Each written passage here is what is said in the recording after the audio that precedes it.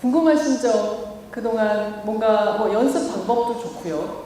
네. 뭐 음악적으로 해결되지 않았던 것도 좋고. 네. 네, 뭐 어떤 것도 좋습니다. 아니면 유학이나 입시 관련해서도 제가 뭐 네.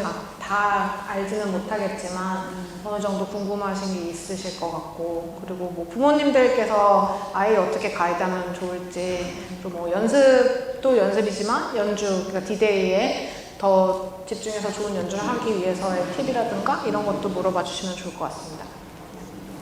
새로운 악보를 읽을 때 하는 단계가 있어요? 네, 저는 새로운 악보 읽을 때 일단은 너무 많은 그러니까 데이터를 너무 많이 받고 시작하지 않기 위해서 일단은 쭉 노트만 읽어요. 어떤지 약간 파악을 하기 위해서 일단은 노트만 좀 읽고, 그 다음에 레코딩을 들어보는데, 레코딩을 들어보는 이유가 조금 경계를 하면서 들어요. 이 사람의 해석에 너무 휩쓸리지 않고 일단은 텍스트에 맞춰서 들어보려고, 이제 그러면 이제 사운드가 조금 더 쉽게 들리기 때문에 그 다음에 이제 본격적으로 공부를 하는 과정에서 종지를 먼저 파악해요. 종지가 뭔지 알아요?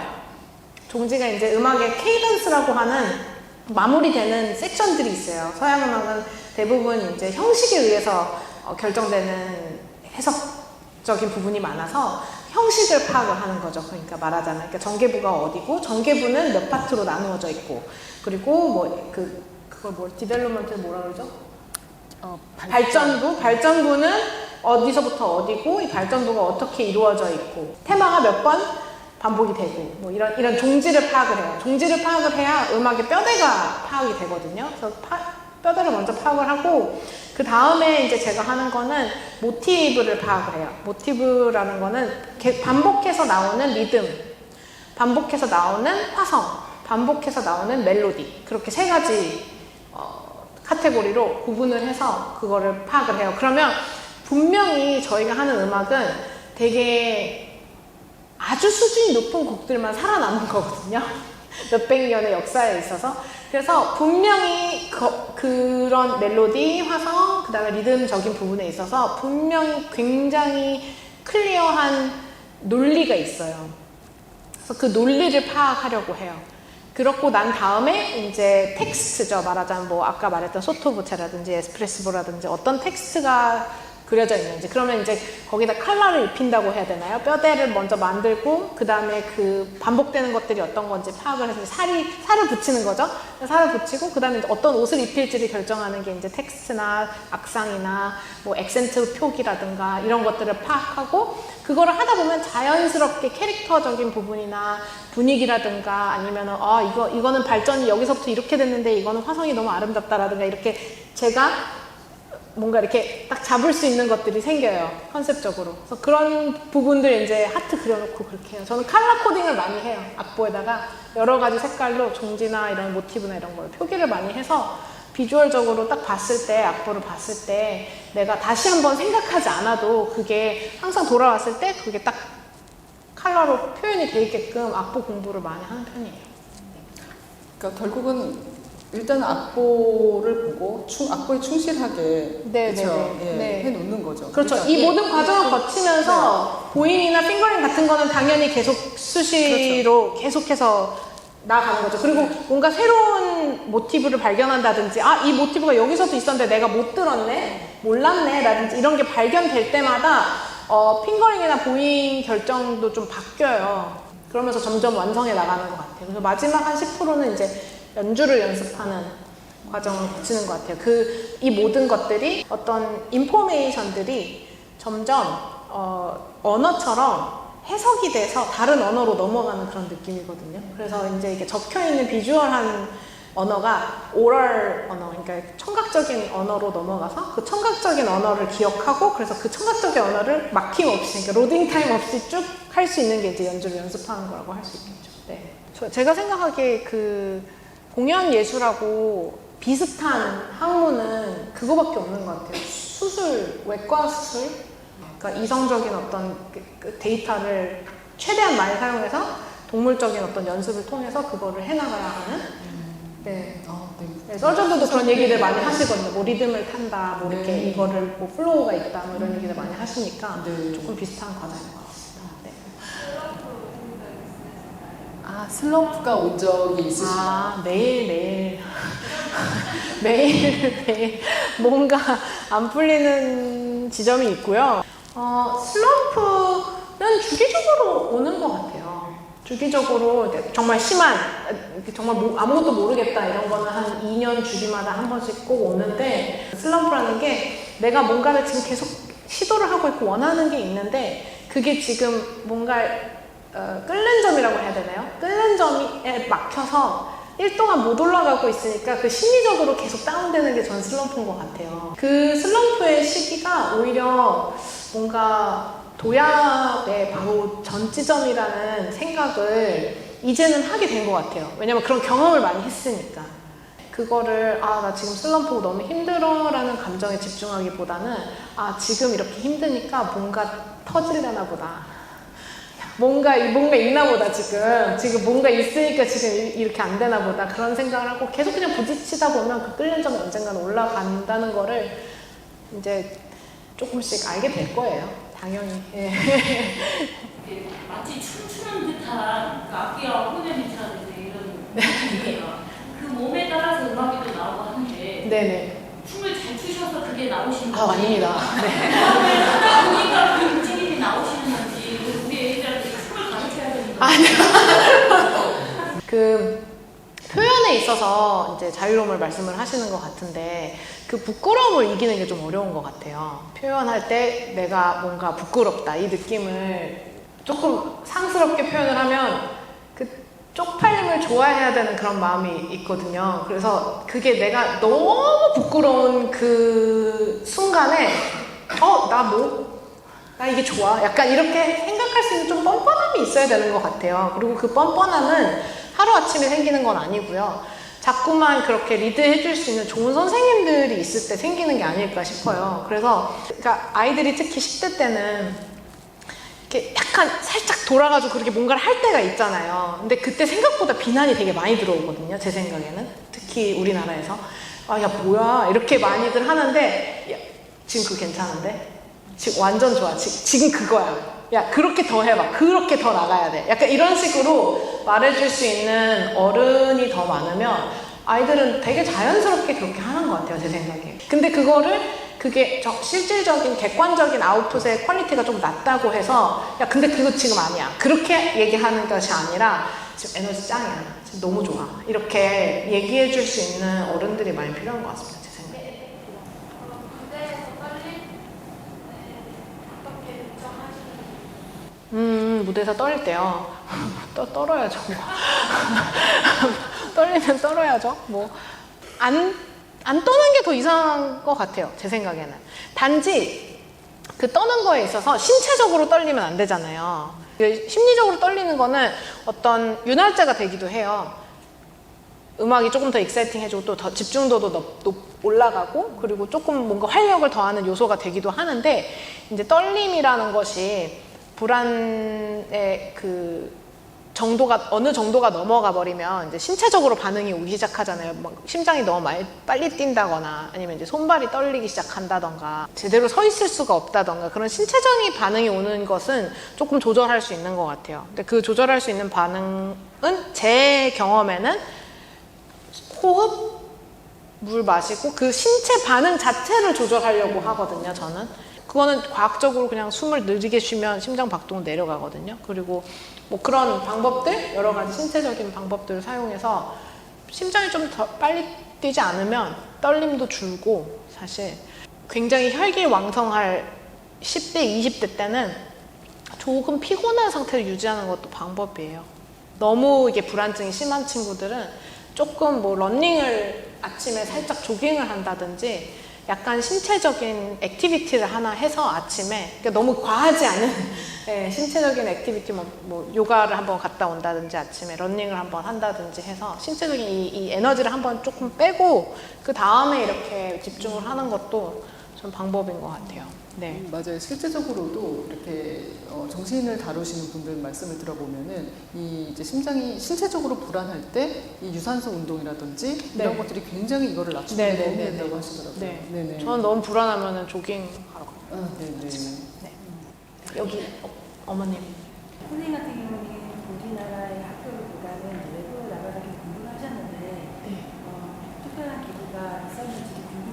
네네. 그리고 또 우리나라 학교와 그쪽 다른 나라에서 배우는 음악적인 어떠한 계기가 또 있었는지.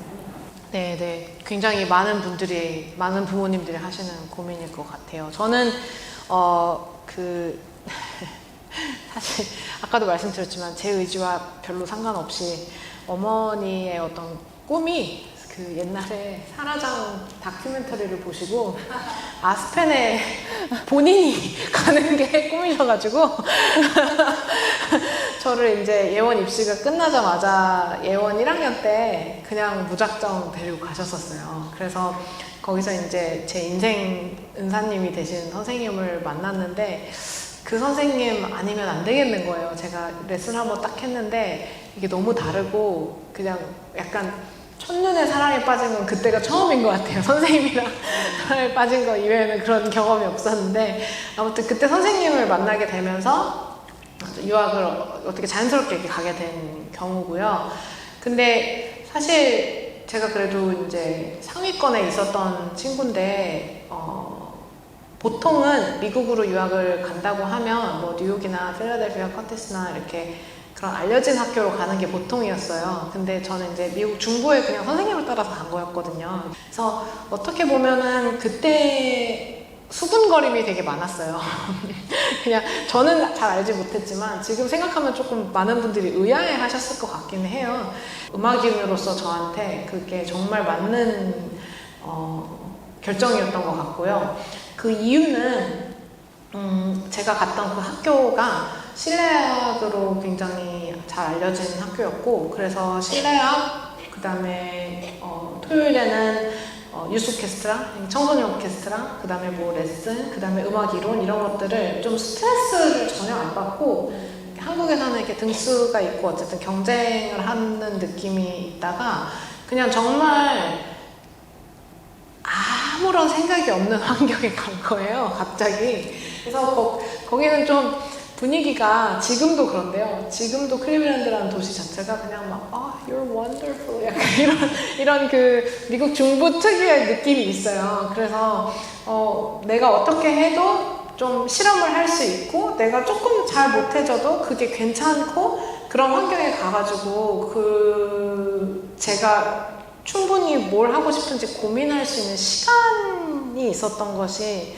저한테는 유학생활의 가장 큰 선물이라고 생각을 하고요. 내가 충분히 성장할 수 있는 시간, 그 성장을 한다는 게 등수를 세워서 내가 지금 이 체크 포인트에서 지금 1등을 해야 되고 매 학기마다 조금이라도 더 못하면 안 되고 이런 프레셔가 전혀 없이 나는 그 큰 그림으로 봤을 때 계속 나아가고 있다는 느낌에만 집중할 수 있었던 것 같아요. 한국적인 사실 대학 입시를 말씀하시는 걸 텐데 저는 이제 학생들을 통해서만 이제 대학 입시 하는 거를 봤지 제가 실제로 경험하지는 않아서 다만 분명한 거는 한국 입시와 그리고 외국에서 대학 시험을 볼 때 보는 크라이테리아는 굉장히 다르기는 해요. 한국에서 일단 거기서 제일 잘하는 친구를 뽑는 것 같고요. 굉장히 그냥 딱 그날 제일 잘하는 친구 딱 줄 세워서 하나, 둘, 셋, 넷, 다섯, 여섯, 일곱, 여덟 이렇게 뽑는 것 같고요. 미국에서는 그 학교의 레벨이 다 비슷한 친구들만 있는 환경은 없어요. 거의 없다고 보시면 돼요. 그래서 아무래도 선생님들이 보시는 시각도 이 아이가 음악인으로서 제대로 기능할 수 있는 재질인지 그거를 더 보시는 것 같아요. 재질을 더 보시는 것 같아요. 오늘, 이날, 이 곡을 얼마나 잘하느냐라기보다는 지금 얘가 어느 정도 잘할 것 같고 이 정도의 어떤 원료를 가지고 있으면 이 정도까지 끌어올릴 수 있겠다. 그리고 선생님들 성격하고도 많이 달라져요. 이 선생님은 나는 이만큼까지 쟤는 할 수 있을 것 같은데 그럼 일단은 안 되겠어. 근데 옆에 앉는 선생님은 아니야 난 쟤는 여기까지 할 수 있을 것 같아. 그러니까 내가 데려갈게. 이런 식으로 많이 달라요. 선생님들마다. 그래서 스튜디오가 학교보다는 좀 훨씬 더 중요한 그런 구조인 것 같습니다. 네, 그거는 유럽 학교도 비슷한 것 같고요. 네. 그래서 말씀대로 이제 학생을 뽑는 시각 자체가 완전히 다른 것 같고, 네.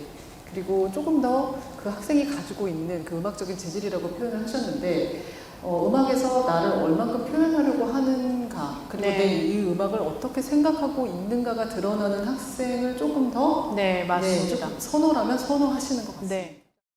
네. 만약 연습 시간이 부족해도 포기할 수 없는 연습.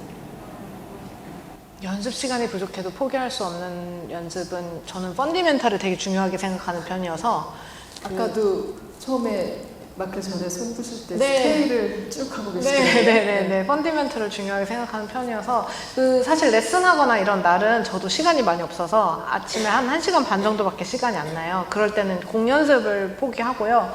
그 다음에 스케일이랑 펀디멘털, 그러니까 슈아디엑, 주니스, 세프칙을 섞어서 제가 만든 그게 있어요. 그래서 제가 하는 그 시스템이 있습니다. 제 나름대로 그냥 저한테 필요한 시스템이 있어서 그 시스템에 맞춰서 날마다 조금 다르게 섞어가지고 일단 그렇게 한 45분에서 1시간 정도 스케일도 그 끝에 하고 1시간 정도는 항상 그거를 하는 편이고, 그 다음에 만약에 뭐 30분밖에 없다 그 시간이, 그러면 바하를 보통 합니다. 바하는 사실 그 귀를 열려고 하는 거거든요. 네. 네, 하모니적인 귀를, 그걸 안 열고 하면은 뭐를 해도 약간 음정을 계속 다르게 하고 좀 이렇게 귀가 딱 잡혀야 아침에 그 다음에 뭘 해도 좀 괜찮기 때문에, 그 레슨도 이상해요. 그걸 안 하면. 그래서 아침에 귀를 좀 딱 잡고 가야 되기 때문에 그 연습은 놓치지 않으려고 하는데, 어쩔 때는 또 연주 있고 막 이러면 못할 때도 있고 그렇죠. 네. 제가 선생님의 연주에서 느껴지는 그 열정이랑 에너지를 되게 좋아하는 편인데 그 열정이랑 에너지가 어디서 오는지. 저 열정, 그냥 저 음악을 되게 좋아합니다.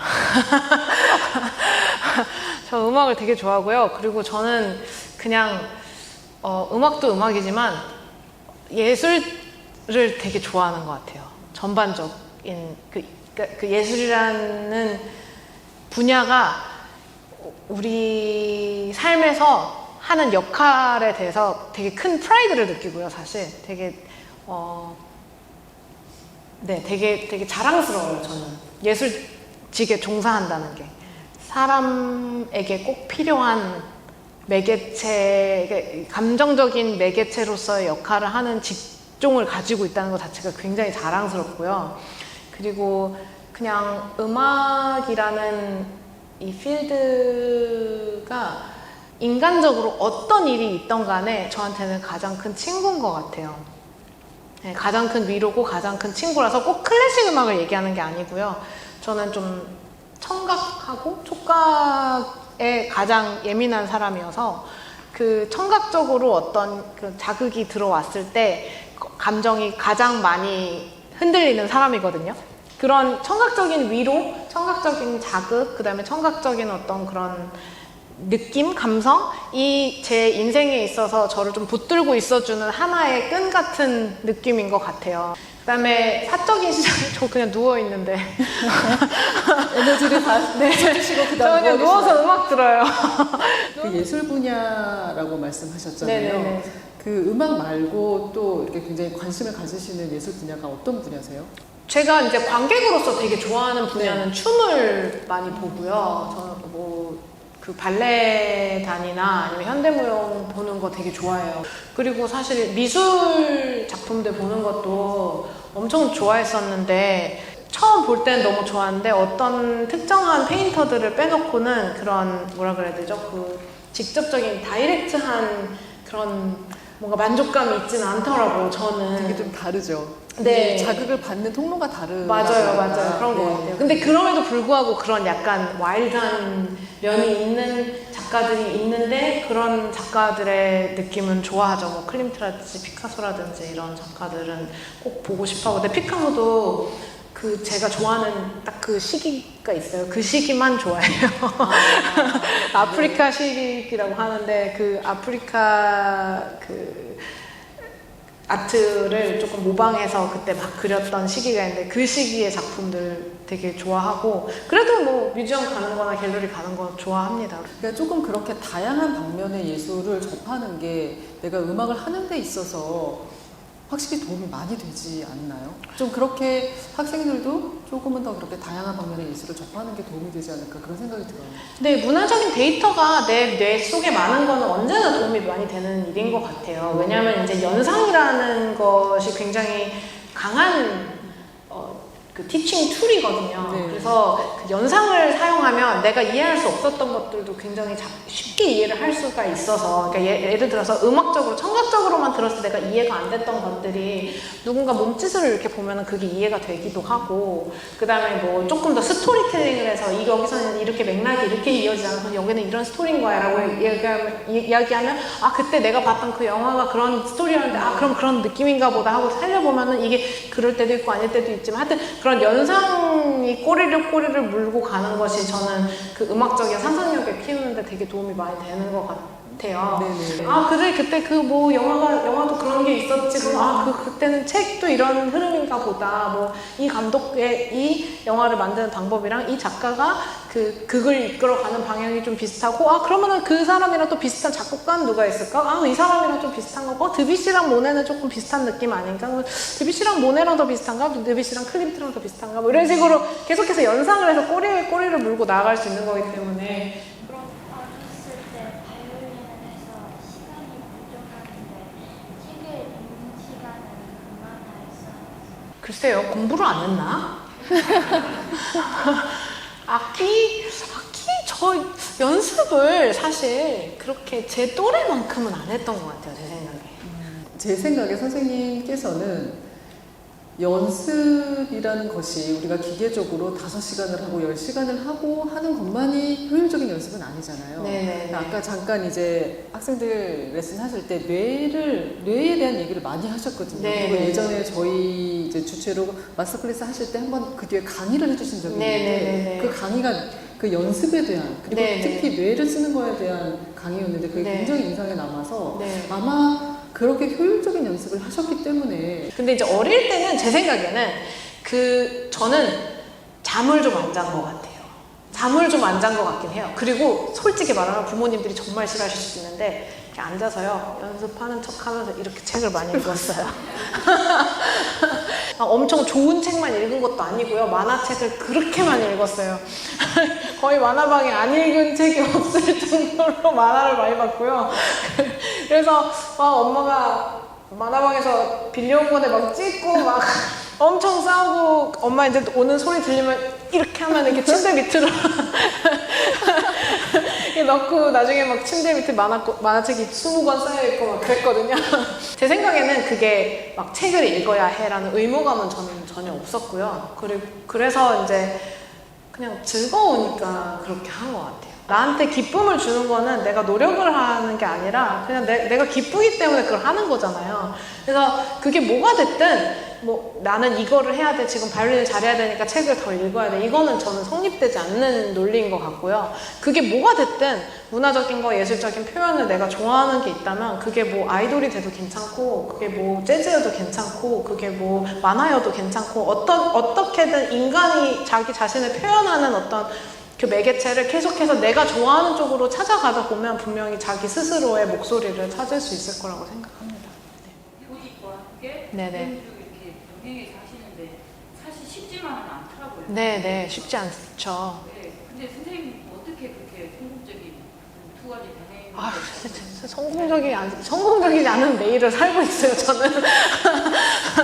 연주자가 교직을 가지고 있다는 게 사실은 좀 안 좋게 보여지기도 하거든요. 그래서 매니저나 어떤 에이전트들은 그 교직에 있다 그러면 그럼 넌 연주자 아니네 이런 식으로 좀 매도해버리기도 하고 그런 게 좀 속상할 때도 있어요. 근데 저 같은 경우에는 그 티칭이 저한테 제 생활에 굉장히 안정감을 주는 것이 그게 뭐 꼭 월급이 들어와서 그런 건 아니고요. 월급도 큰 역할을 합니다만 이게 티칭은 제가 생각하기에 경험이 쌓이면 쌓일수록요 굉장히 스테디하게 쭉 느는 것 같아요. 실력이. 근데 연주는 아까도 말씀드렸지만 이럴 때도 있고 저럴 때도 있고 어제 됐던 게 오늘 안 되고 오늘 됐던 게 내일은 또 될 것 같고 안 될 것 같고 막 불안하거든요. 저 진짜 음악을 되게 좋아하는데요. 그게 안 되면 너무 속상해요. 이게 내가 원하는 표현, 내가 뭐 하고 싶었던 거 어제 됐던 게 안 되면 진짜 속상하거든요. 근데 이제 티칭은 계속해서 이제 하다 보면은 계속 굉장히 수직적으로 쭉 는다는 느낌이 들어요. 아이들 많이 보면 볼수록 하는 시간이 쌓이면 쌓일수록. 그래서 이게 조금 흔들려도 괜찮아. 이거는 내 인생의 다른 한 면은 계속해서 수직적으로 늘고 있으니까 이건 조금 흔들려도 괜찮아. 약간 이렇게 생각할 수 있는 어떤 의미가 되는 것 같아서 이 두 가지를 병행하는 게 저는 개인적으로 좀 만족스럽고요. 그리고 제가 제일 싫어하는 감정 중에 하나가 쓸모없다라는 느낌을 저는 좀 굉장히 싫어하거든요. 그리고 쓸모없다라는 느낌이 드는 순간 조금 굉장히 우울해져요. 그래서 티칭을 하면 할수록 그 쓸모없다는 생각이 안 들고 제가 누군가를 도와주고 있고 내가 뭔가 다른 사람을 위해서 그러니까 영어로 하면 of service라고 하는데요. 그러니까 내가 다른 사람을 위해서 봉사까지는 아니지만 다른 사람을 위한 어떤 행위를 하고 있다고 생각하면 저한테는 굉장히 큰 축복처럼 느껴져서 그렇게 하는 원동력이 되기 때문에 힘들 때도 좀 견딜 수 있는 그런 역할을 하지 않나 저는 그렇게 생각합니다. 네. 이제 마지막 질문이어야 할 것 같은데. 창원에서 오진 창원에서 친구. 맞아요. 한참 기다렸었는데. 네. 1324 옥타브였어요. 1324 옥타브. 옥타브, 핑거 옥타브 얘기하는 거죠. 저도 핑거 옥타브 되게 못하는데 어떡하죠? 핑거 옥타브 저는 2, 4번은 제가 연구를 많이 해봤는데요. 2, 4번은 조금 어려워요. 그래서 핑거링 자체를 13, 13, 24 이렇게 가는 핑거링을 많이 쓰고요. 그래서 이렇게 시프트, 시프트, 24, 시프트, 시프트, 24 이렇게 가는 걸 많이 하고요. 웬만하면 다 1, 4로 해요. 할 수 있는 건 물론 중요한 일이지만 이 신체 조건에 따라서 그게 오히려 더 잘 안 되는 것도 있는 것 같더라고요. 그리고 핑거링이 그렇게 적혔다고 해서 음악이 그런 건 아니잖아요. 그러니까 예를 들면 시벨리우스 끝에 다 131424로 돼 있지만 사실 1414로 쭉 올라가는 게 더 좋게 들려요. 음악적으로. 네, 제가 하고 싶은 거는 음악이지 서커스는 아니라서 그렇게 제가 못하는 거에 그렇게 집중하지 않는 것 같아요. 그래서 뭐 어느 정도는 보완하려고 하지만 제가 못하는 거에 그렇게 막 엄청나게 많은 시간을 쏟지는 않습니다. 웬만하면 1, 4로 해요, 그냥. 네. 어떡하죠? 진짜 한 번만 더 받을게요. 마지막이에요. 네, 마지막 질문. 안 하신 분. 네, 안 하신 분. 네. 아까 효율적인 연습 얘기할 때 나쁜 연습을 좋아한다고 했는데 나쁜 연습이 뭐가 있는지 네네네. 나쁜 연습은 뭐 많은 종류가 있겠지만, 뭐, 그냥 반복. 단순 반복.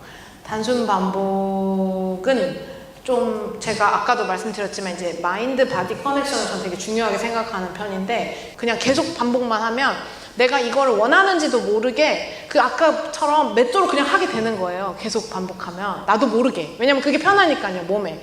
단순 반복을 물론 해야 될 때도 있어요.